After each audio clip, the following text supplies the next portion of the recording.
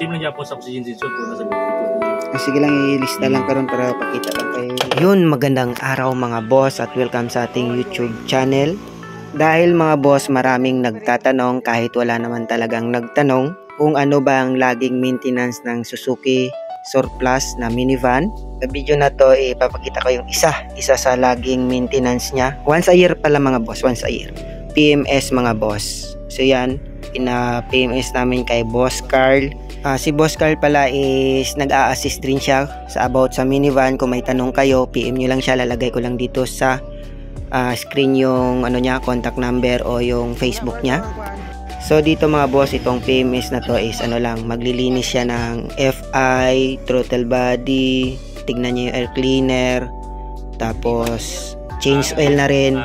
So yun, panoorin nyo lang mga boss kung ano yung usual niya na ginagawa pag nagpi-PMS siya. Natanggal niya na yung throttle body, tapos magdi-drain na siya ng engine oil mga boss, para habang naglilinis siya ng mga FIA, nagdi-drain yung engine oil mga boss, kasi hindi siya gumagamit dito ng air compressor para hanginan yung makina para maubos yung langis. Hindi siya gumagamit nun. Ano lang, dinidrain niya lang mga boss, tapos yun.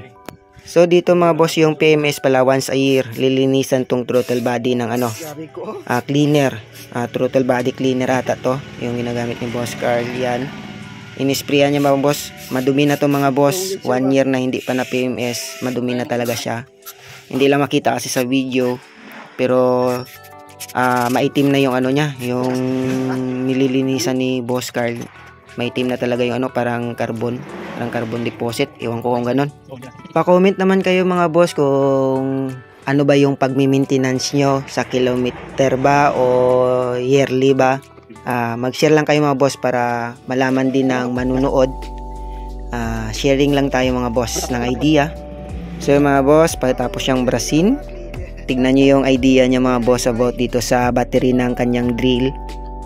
Yon, talino talaga ni Boss Carl, idol.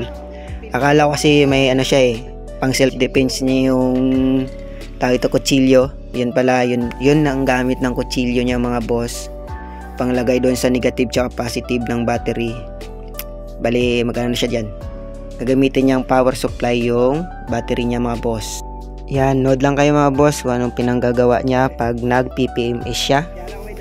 Isa-isahin niya yung linisan tong ano, FI, kung gumagana ba yung mga FI, baka kasi barado na. Yan yung usual na ginagawa niya mga boss.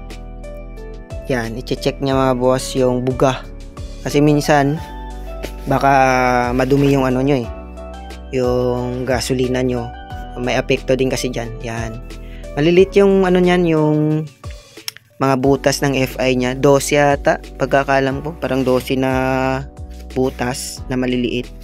Yan, pangalawa niya naman, isa-isahin niya yung tatlo talaga mga boss, para sure na malinis. Yan si Boss Carl. Yun, huli na tawag nito, FI ang nililinis niya mga boss. Yan, o yun, okay mga boss, okay. Yun o, final touch na ni Boss Carl yung throttle body, tapos ibabalik niya na yan.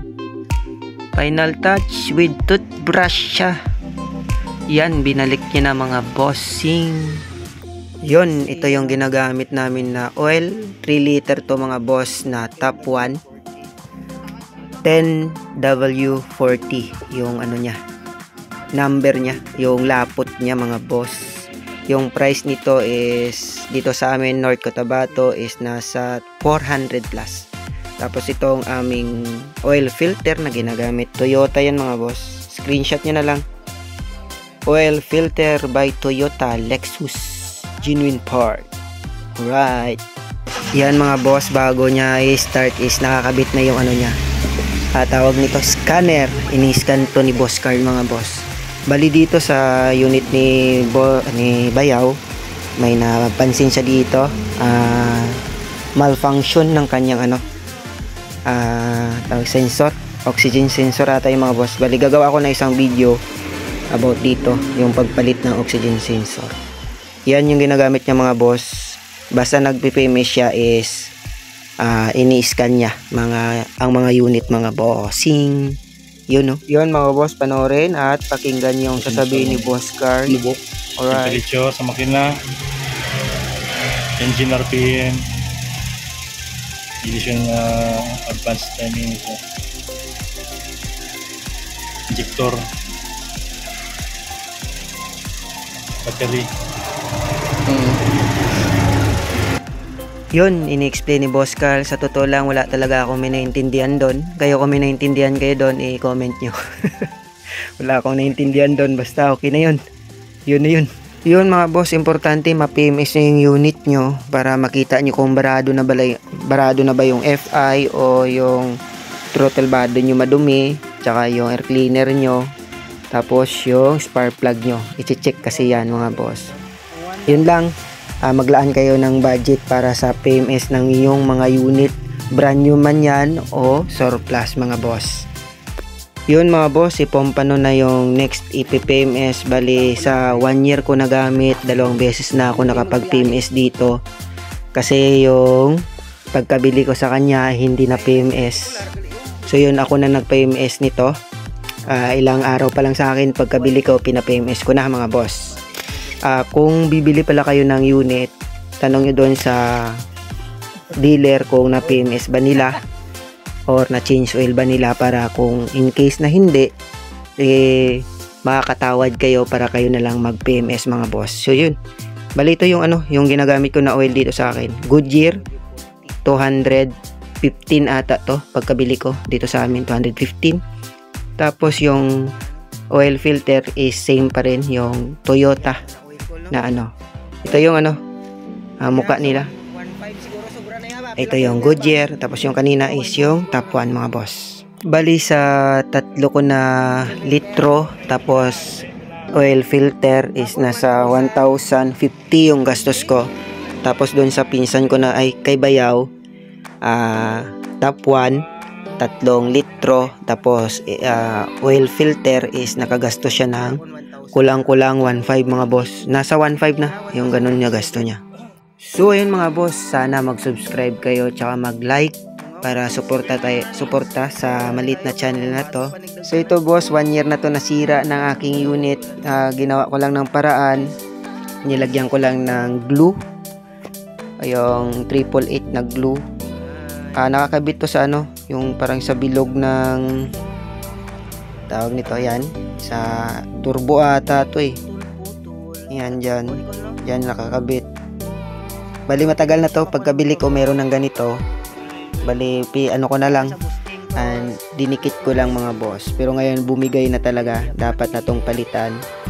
Pero si Boss Carl, dahil marami siyang contact, nakapag-order ako. Gagawa lang ako ng another video sa pag-ayos ni Boss Carl dito sa sira. So yun mga boss.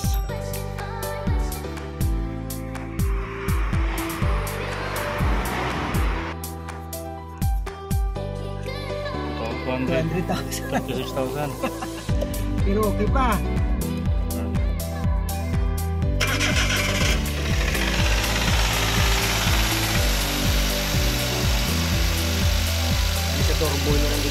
Bali yung sira kanina mga boss, yung putol, dyan yan nakakonekta doon sa bilog. Yan. Sa turbo, boosting ata. Yan mga boss, hindi ko lang sure. So yun. Subscribe mga boss, patulong, tsaka like mga boss. Thank you. Panoorin nyo yung ibang mga video ko, marami akong na-share. Marami na akong video, nasa 35 na ata. Sa 2 years ko na nag-YouTube, 35 pa lang nagawa kong video. Medyo nakakatamad kasi mga boss, walang nagsusubscribe. Pero ngayon, gusto ko lang makashare sa inyo para in case na gusto nyong bumili ng surplus, hindi madaman na tayo mga boss. Yun, tulungan lang, sharing lang mga boss.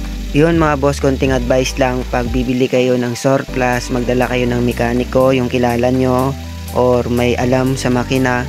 Silipin nyo yung makina mga boss, silipin nyo yung ilalim, tsaka tanong nyo kung na change oil, tsaka na PMS ba. So yun, ingat at salamat nakabot kayo dito. Bye bye mga bossing.